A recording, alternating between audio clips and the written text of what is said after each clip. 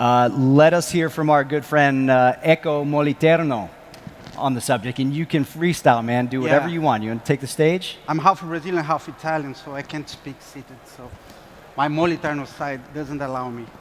Thank you. Thank you, Javier. Brave. I love this word. It's one of my favorites.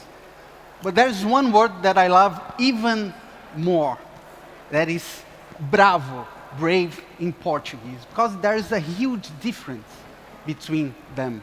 While brave has one single meaning, it's a bold meaning, but it's still one meaning. Bravo in Portuguese and in Spanish has three different meanings. And to me, the combination of these three meanings, it's what best defines creativity today. The first one is when you achieve something, then you deserve a bravo, or in French, a bravo, or in Italian, bravo. So you did something, you got there. But there's a second meaning. This one works only in Portuguese and Spanish. When you are very angry about something, you are very bravo. Or if you are a woman, you're very brava. So you don't like this situation. But there's a third meaning. When something is really bad, when business are not going very well, things are bravo. It's also it's a new meaning that represents when you're in trouble, you have to change something because things are bravo. And for me, that's creativity. To achieve something creatively, you have to use your creative anger to solve a problem creatively. So that's the combination. And the merge of these three definitions, these three meanings, is what represents Brazil today, where I come from.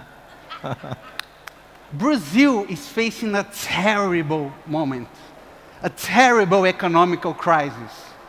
And to get even worse, we didn't win the World Cup. At least we didn't lose to Germany by 7-1 in our home. But that could have saved the year, but it didn't. And we also have, despite the economical crisis, we also have a political crisis in Brazil. Let me try to explain this in 30 seconds. We're going to have the elections next month. So the left candidate, Lula, our former president, he wanted to run again for president. But then he got arrested by the police. So he's in jail. His main competitor from the right side, a guy called Bolsonaro, is a guy that wants to give guns to the Brazilians. So we are not allowed to buy guns, but he wants to. That's why he's called the Trump of the tropics. He was attacked by a guy with a knife. They don't have guns, but they have knives yet. So he's in hospital right now, but he's still doing the gun sign, his trademark. So that's the situation, the political situations. The two candidates, one is in jail, the other one is in hospital. The one that goes out first wins the election. That's the definition of politics in Brazil.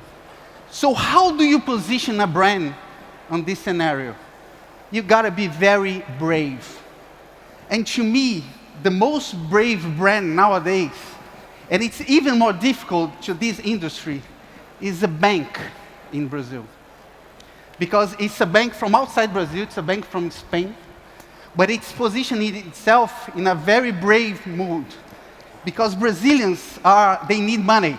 They are unemployed, they have debts. But more than giving just money to the people, it wants to be beside, together with people, to be on the shoes of its clients. So Brazil now is like Neymar on the ground. So what Santander did, this bank? If Brazilians are very angry with Brazil's terrible situation, it needs to be a brave bank. And what is being a brave bank? Again, it's putting the consumer on the center of your strategy. And that's what Santander is doing more than any other bank, and probably more than any other company in Brazil. So I'm going to show you a case. It's a case that we did a partnership with Santander, and after their agents, amazing agency here, ended it. It was a brave partnership to reposition Santander in terms of giving loans to people. Because it's not only about giving money, it's about standing by them. That's why this case is called You Are Not Alone. Let's watch this. Brazil is facing the worst economic crisis in its history, and Brazilians are in need of much more than just money. They need a bank that stands by them. So Accenture Interactive helped Santander to completely change its approach to give loans. It all started by conducting an immersion with clients to understand what they really expected from the bank, and the outcome was a complete journey with all the types of consumers' needs. So the first step was to redesign the auto finance experience from scratch with a new focus on car dealers and consumers. The new integrated solution gave more autonomy and agility for dealers to perform the financing operation 100% online through the desktop, tablet, or mobile. And instead of 5 days, the loan now only takes 25 minutes to be approved by the bank. As a result, the credit approval went up from 30% to 60%, and Santander went up from number 4 to number 1 on new car loans. So the bank decided to extend this new consumer-centric approach to all other products related to credit. And then we realized that the main consumers' pain points were all verbs that ended with the letters N, D, E, R. So we had the idea to position Santander as the bank that wants to understand your problems, to serve you better, to learn with you the best way to defend your heritage, to undertake with you to make your businesses sell more, to comprehend your needs, to surprise you. And then Santander became a verb that means much more than just giving loans to its clients. It means that you are not alone.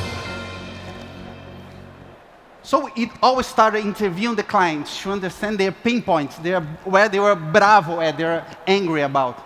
Then design the whole journey to understand how we could resolve to solve this. And the solution was an app that started with the car loans, and now is going to other areas, other kinds of loans.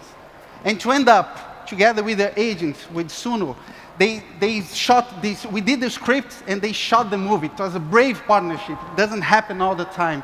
And then it became the most seen video from Santander in the world, with more than 32 million views. But behind that is a brand that decided to change its meaning in Brazil, the meaning of its name. And I believe nothing can be more brave than that. Thank you.